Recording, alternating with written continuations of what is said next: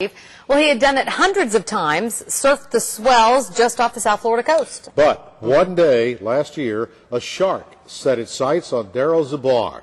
After reconstructive surgery, his wounds weren't healing, and Daryl was facing the real possibility doctors would amputate part of his hand.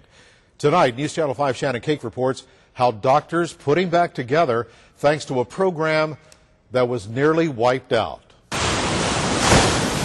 It was early one morning last September.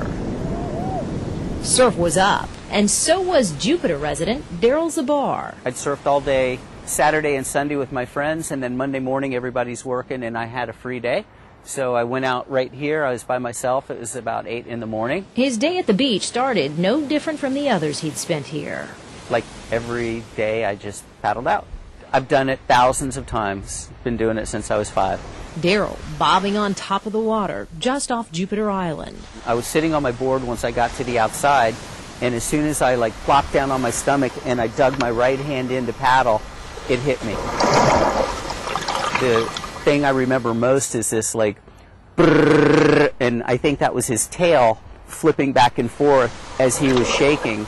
His head grabbed me right here and then shredded my hand. I knew right away it was a shark on my hand, and when I pulled my hand up, I saw him. He was only about that big, and he let go and swam away. This was just wide open, and the joint was severed, and it was just holding on from a piece of skin here, and my thumb was down on my wrist. He caught the next wave into the beach. A fisherman rushed him to the hospital. It was pretty severe. Dr. David Rankin was the surgeon on duty. When I looked at the thumb under a live x-ray, it was actually almost completely amputated and detached at the joint. Rankin did everything he could to stitch Daryl up, but the tissue on his hand had been ripped to shreds by the shark's fierce tug and jagged teeth.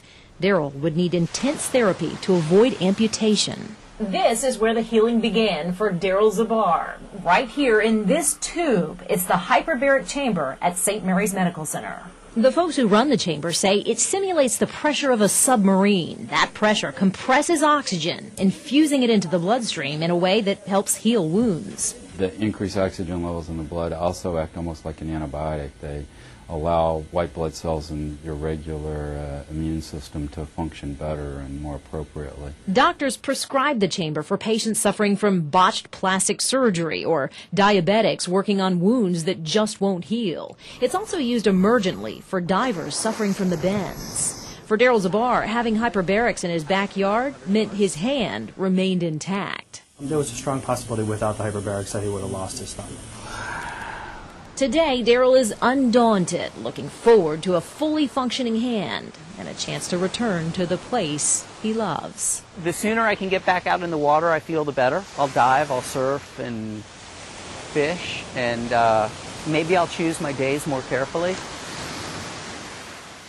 Admittedly, Daryl says he remembers the water being a bit murky the morning he went surfing, lots of bait fish running, and he believes the shark simply mistook his hand for a small fish. You may remember the hyperbaric chamber was in danger of closing 2 years ago for emergency medicine usage, but St. Mary's Medical Center reconsidered and still offers that service to our community today. I'm Shannon Cake, WPTV News Channel 5.